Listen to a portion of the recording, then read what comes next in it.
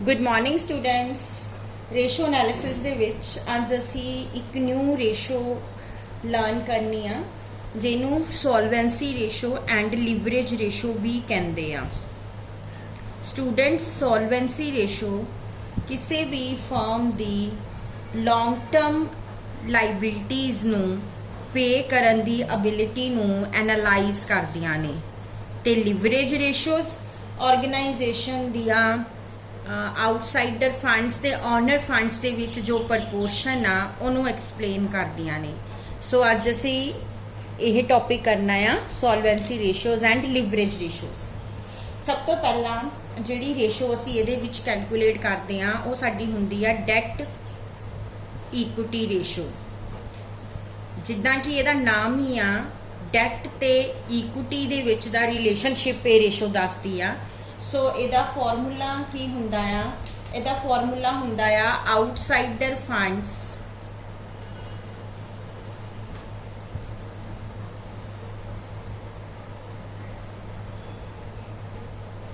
Divide by share holder funds.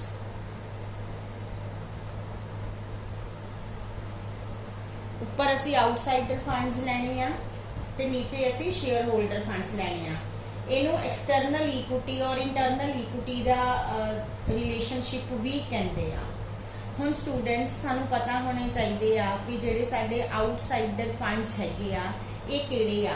ਜਿਹੜੇ ਸਾਡੇ outsider funds ਹੈ ਇਹ ਸਾਡੀ ਲੌਂਗ ਟਰਮ ਡੈਟ ਆ। ਓਕੇ ਸਟੂਡੈਂਟਸ, ਸੋ ਜਿਹੜੇ ਤੁਸੀਂ ਆਊਟਸਾਈਡਰ ਫੰਡਸ ਲੈਣੇ ਆ ਉਹਦੇ ਵਿੱਚ ਕੀ ਕੀ ਲੈਣਾ ਆ?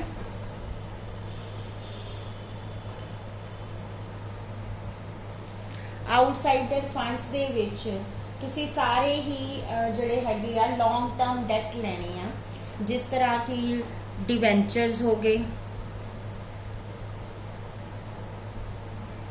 ਉਸ ਤੋਂ ਇਲਾਵਾ ਇਹਦੇ ਵਿੱਚ ਤੁਹਾਡੇ ਬੌਂਡਸ ਹੋ ਗਏ, ਮੌਰਗੇजेस ਹੋ ਗਈਆਂ,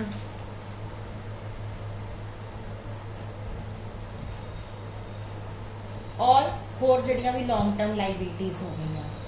ਸੋ ਆਊਟਸਾਈਡਰ ਫੰਡਸ ਦੇ ਵਿੱਚ ਅਸੀਂ ਜਿਹੜੇ ਹੈਗੇ ਆ ਲੌਂਗ ਟਰਮ ਡੈਟ ਲੈਣੇ ਆ ਤੇ ਇਹਦੇ ਵਿੱਚ ਕਈ ਵੇਲੇ ਇਸ ਰੇਸ਼ੋ ਦੇ ਵਿੱਚ ਉਹ ਟੋਟਲ ਡੈਟਸ ਵੀ ਲੈਂਦਾ ਆ। ਜਦੋਂ ਅਸੀਂ ਟੋਟਲ ਡੈਟਸ ਲੈਣੇ ਆ ਤਾਂ ਫਿਰ ਤੁਸੀਂ ਲੌਂਗ ਟਰਮ ਤੇ ਸ਼ਾਰਟ ਟਰਮ ਡੈਟਸ ਦੋਨੋਂ ਲੈਣੇ ਆ, ਯਾਨੀ ਕਿ ਤੁਹਾਡੀਆਂ ਲੌਂਗ ਟਰਮ ਲਾਇਬਿਲਿਟੀਜ਼ ਤੇ ਸ਼ਾਰਟ ਟਰਮ ਲਾਇਬਿਲਿਟੀਜ਼ ਜਿਨ੍ਹਾਂ ਨੂੰ ਅਸੀਂ ਕਰੰਟ ਲਾਇਬਿਲਿਟੀਜ਼ ਕਹਿੰਦੇ ਆ, ਇਹ ਦੋਨੋਂ ਤੁਸੀਂ ਜਿਹੜੀਆਂ ਹੈਗੀਆਂ ਆ ਲੈਣੀਆਂ ਆ। ਫਿਰ ਉਸ ਵੇਲੇ ਤੁਸੀਂ ਇਹਦੇ ਵਿੱਚ ਜਿੰਨੀਆਂ ਵੀ ਤੁਹਾਡੀਆਂ ਕਰੰਟ ਲਾਇਬਿਲਿਟੀਜ਼ ਹੈਗੀਆਂ ਆ ਉਹ ਵੀ ਸਾਰੀਆਂ ਇਹਦੇ ਵਿੱਚ ਇਨਕਲੂਡ ਕਰਨੀਆਂ ਆ। ਉਸ ਤੋਂ ਬਾਅਦ ਤੁਹਾਡੇ ਆ ਗਏ share holder funds. Share holders funds ਦੇ ਵਿੱਚ ਸਾਰੇ ਸ਼ੇਅਰ ਹੋਲਡਰ ਜਿਹੜੇ ਤੁਹਾਡੇ ਹੈਗੇ equity share capital, preference share capital, reserve and surpluses, ਇਹ ਸਾਰੇ ਇਹਦੇ ਵਿੱਚ ਤੁਸੀਂ ਲੈਣੇ ਆ।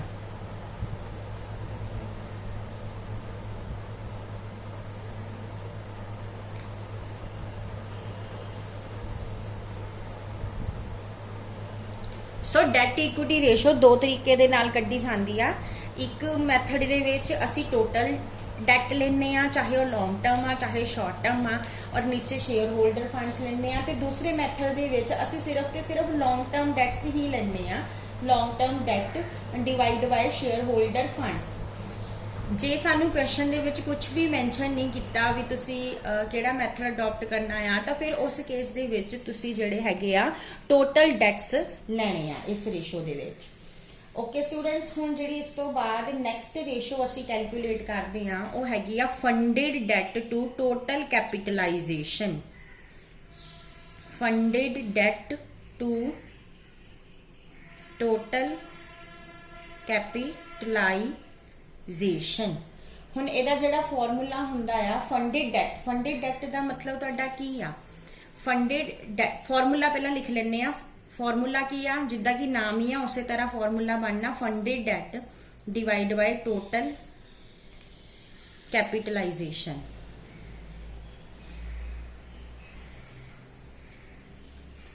ਓਕੇ ਸਟੂਡੈਂਟਸ, ਹੁਣ ਫੰਡਡ ਡੈਟ ਕਿਹੜੇ ਆ ਤੁਹਾਡੇ? ਫੰਡਡ ਡੈਟ ਤੁਹਾਡੇ ਹੈਗੇ ਆ ਸਾਰੇ ਲੌਂਗ ਟਰਮ ਡੈਟਸ। जिस तरह मैं हुणे तुहानूं एक्सप्लेन किया, तुहाडे डिवेंचर्स, तुहाडे bonds, mortgages, long term loans जिहड़े हैगे आ, सारे तुहाडे फंडेड डेट आ। हुण टोटल कैपिटलाइजेशन किहड़ी आ? टोटल कैपिटलाइजेशन दे विच स्टूडेंट्स असी शेयर होल्डर फंड्स भी लैने आ ते लॉन्ग टर्म डेट्स भी लैने आ। सो शेयर होल्डर फंड्स मैं उपरली रेशो च तुहानूं एक्सप्लेन कीते आ, उहदे विच की आउंदा आ, प्लस लॉन्ग टर्म डेट्स दोनों लैने आ असी।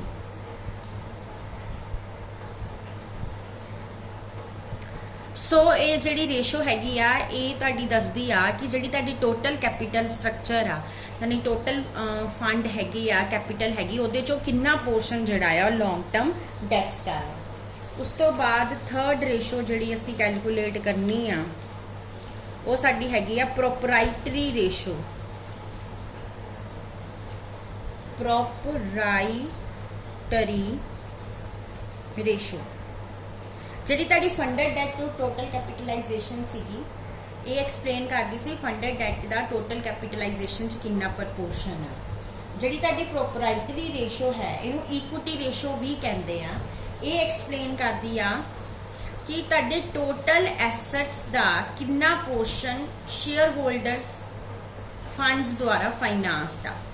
सो इहदा फॉर्मूला की आ? Share holder funds divide by total assets. So मैनू एक्सप्लेन करन दी जरूरत नहीं है इनू। शेयर होल्डर फंड्स दे विच अगेन उही तुसी equity, preference and reserve and surpluses लैने आ, ते टोटल एसेट्स दे विच तुसी सारे दे सारे जिहड़े हैगे आ एसेट्स लैने आ। उस तो बाद अगली रेशो जिहड़ी है फोर्थ रेशो, वो हैगी आ सॉल्वेंसी रेशो। सॉल्वेंसी रेशो जिहड़ी हैगी आ, वो एक्सप्लेन करदी आ तुहाडियां टोटल लाइबिलिटीज दा टोटल एसेट्स दे नाल की रिलेशन आ। सो इहदा फॉर्मूला की आ? Total liabilities divide by total assets.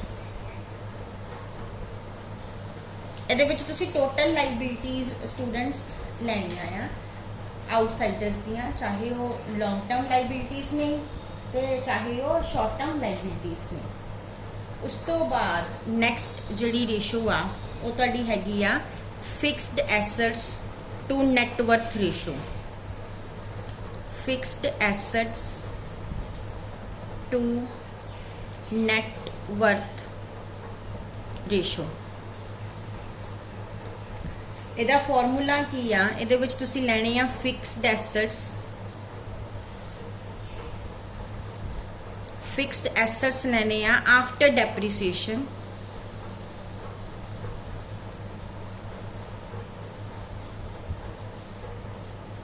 और उन्होंने डिवाइड करना है नैटवर्थ दे नाल। नैटवर्थ की हुंदी आ स्टूडेंट्स? नैटवर्थ हुंदी आ तुहाडे शेयर होल्डर्स फंड्स। उस तो बाद जिहड़ी नैक्सट रेशो आ, सिक्स्थ रेशो आ, वो तुहाडी हैगी आ फिक्सड एसेट्स टू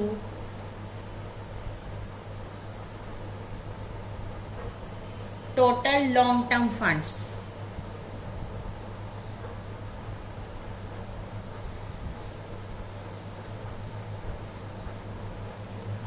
इहदा फॉर्मूला की हुंदा है? फिक्सड एसेट्स आफ्टर डेप्रीसीएशन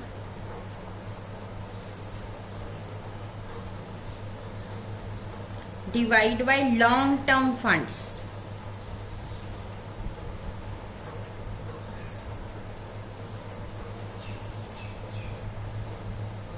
हुण जिहड़े तुहाडे लॉन्ग टर्म फंड्स आ, इहदे विच तुसीं सिर्फ शेयर, पिछली रेशो तुसीं सिर्फ शेयर होल्डर फंड्स लए आ, इहदे विच वर्ड यूज हो रहा लॉन्ग टर्म फंड्स। सो इत्थे तुसीं share holder funds plus long term debt दोनों लैणे आ। ओके स्टूडेंट्स, सो दोनों तरह के लॉन्ग टर्म फंड्स लैणे आ, चाहे वो आउटसाइडर आ ते चाहे वो ओनर्स फंड्स आ। उस तो बाद नैक्सट रेशो साडी 7th रेशो जिहड़ी हैगी आ, वो है ratio of current assets to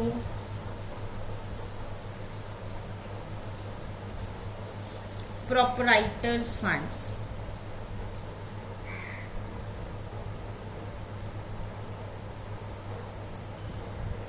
जिदा दा नाम आ उदा दा ही फॉर्मूला है। उपर लैने आ करंट एसेट्स और नीचे लैने आ तुसी share holders funds.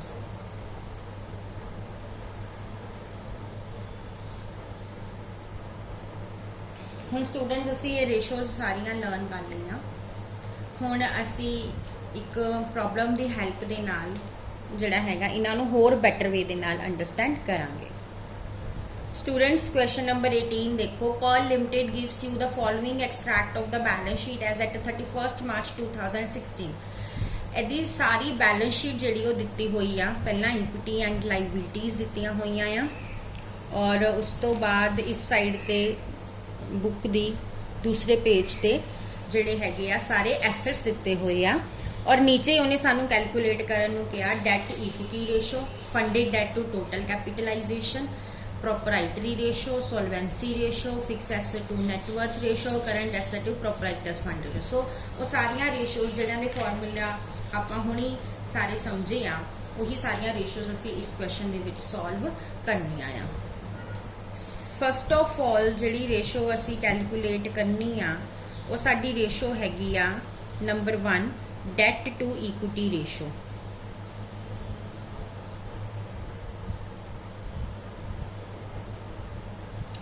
Date to equity ratio का फॉर्मूला मैं हुणी तुहानू लिखाया, आउटसाइडर फंड्स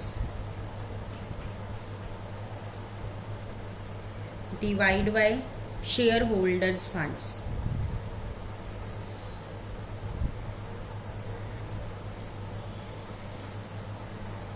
क्वेश्चन नंबर 18। हम स्टूडेंट्स सब तो पहला आउटसाइडर्स फंड्स कैलकुलेट करांगे। हुण इहदे विच तुहाडे 5% डिवेंचर दिते हुए आ 1,50,000 दे, 7% मॉर्गेज लोन दिता होया आ 70,000 का। हुण आउटसाइडर फंड्स मीनस टोटल डेट आपां सारे ही लैने आ। उस तो बाद तुसी देखो कि तुहानू आ भी दित्तियां होईयां आ शॉर्ट टर्म बोरविंग्स। ये जिहड़ियां शॉर्ट टर्म बोरविंग्स हैगियां आ ये किन्नियां आ 30,000 दियां और ट्रेड पेबल्स 50,000 दे। सो आपां सारे ही डेट ले ले, लॉन्ग टर्म भी एंड शॉर्ट टर्म भी। टोटल कितना आ जांदा साडा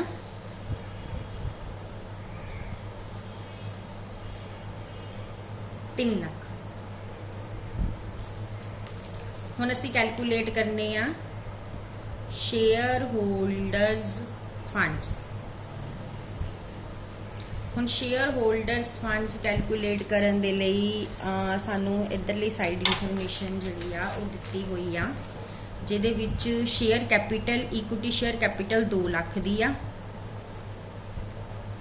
प्रेफरेंस शेयर कैपिटल 1 लाख दी आ, उस तो इलावा रिजर्व फंड आ 50,000 दे, डिविडेंड इक्वलाइजेशन फंड हैगे आ 60,000 दे एंड प्रॉफिट एंड लॉस का बैलेंस दिता होया आ 40,000 का। सो ये तुहाडा टोटल बनता आ 4,50,000। सो हुण इत्थे फॉर्मूला असी लिखिया सी आउटसाइडर फंड साडे आ गए 3 लाख दे और शेयर होल्डर फंड्स आ गए 4,50,000 दे। 3 लाख नूं 4,50,000 दे नाल डिवाइड करांगे 0.67 साडा आ जाएगा आंसर। इस तो बाद जिहड़ी अगली रेशो असी कैलकुलेट करनी आ वो साडी हैगी आ funded debt to total capitalisation.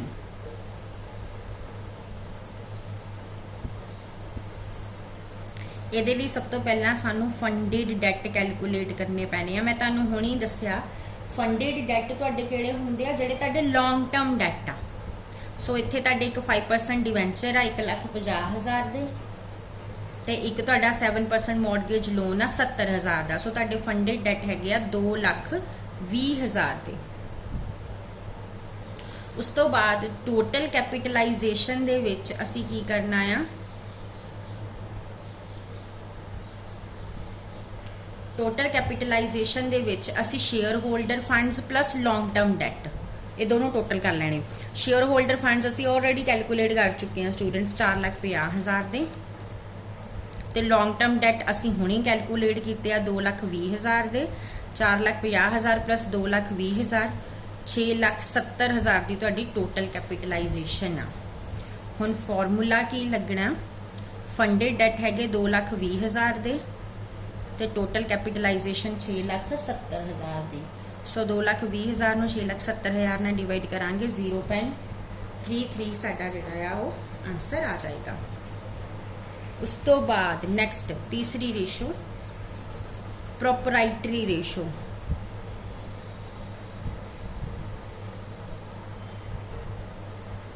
ਪ੍ਰੋਪਰਾਈਟਰੀ ratio the formula ਕੀ ਆ, ਸ਼ੇਅਰ ਹੋਲਡਰ ਫੰਡਸ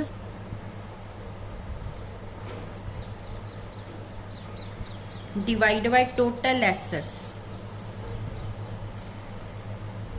हुण साडे शेयर होल्डर फंड्स किन्ने हैगे आ 4,50,000 दे, और टोटल एसेट्स किन्ने हैगे आ, आपां एसेट साइड दा जिहड़ा टोटल आ वो ले लेना। ये सानू दिता होया आ इत्थे देखो टोटल दिता होया 7,50,000। सो ये तुसी किन्ने दे लेने आ 7,50,000 दे। 4,50,000 डिवाइड बाय 7,50,000, ये तो आंसर आएगा 0.6। उस तो बाद नैक्सट रेशो फोर्थ रेशो जी कैलकुलेट करनी आ वो साडी हैगी आ सॉल्वेंसी रेशो। सॉल्वेंसी रेशो च असी टोटल डैट लेने आ ऊपर और नीचे लेने आ टोटल एसेट्स।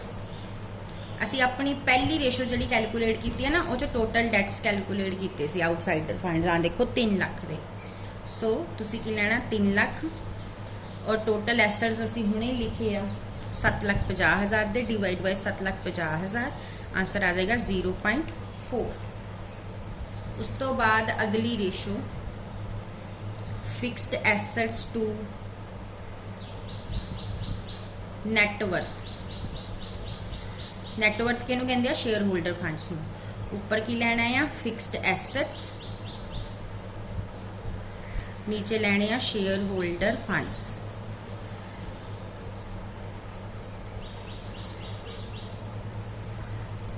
हुण इसे क्वेश्चन दे विच देखो fix assets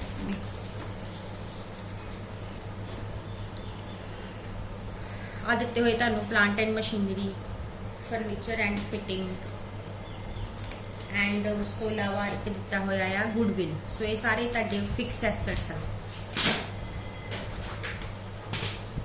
plant and machinery हैगी 2.5 लाख दी,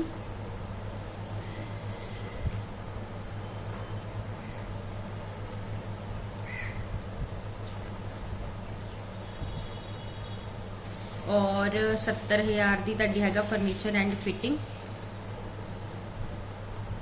ते 50,000 दी तुहाडी हैगी है गुडविल। ये तुहाडी आ गई 3,70,000।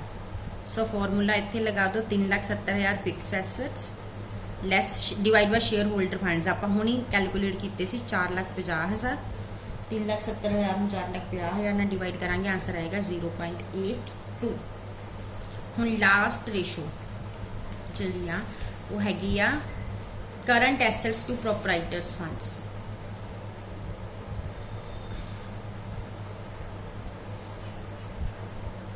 Proprietor funds, net worth, share holder funds, ये सारे एक दे अलग अलग नाम आ। हुण असीं लैणे आ current assets divide share holder funds. हुण करंट एसेट्स पहला कैलकुलेट कर लो अपने। आ तुहानू दिते हुए नीचे debtors, bill receivable, cash and cash equivalents and short term advances, ये 4 दिते हुए आ। इन्हां चारां दा असीं की करना, टोटल कर लेना। 1,25,000, 65,000, 20,000 ते 20,000, टोटल कितना आ जाएगा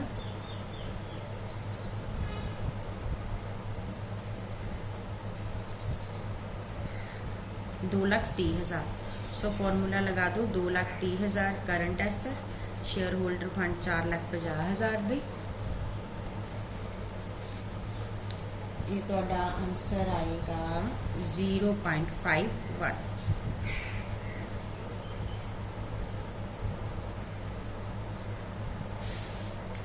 सो इस तरीके दे नाल असी अपनी सॉल्वेंसी रेशियोज जिहड़ियां कैलकुलेट करते हैं। Thank you.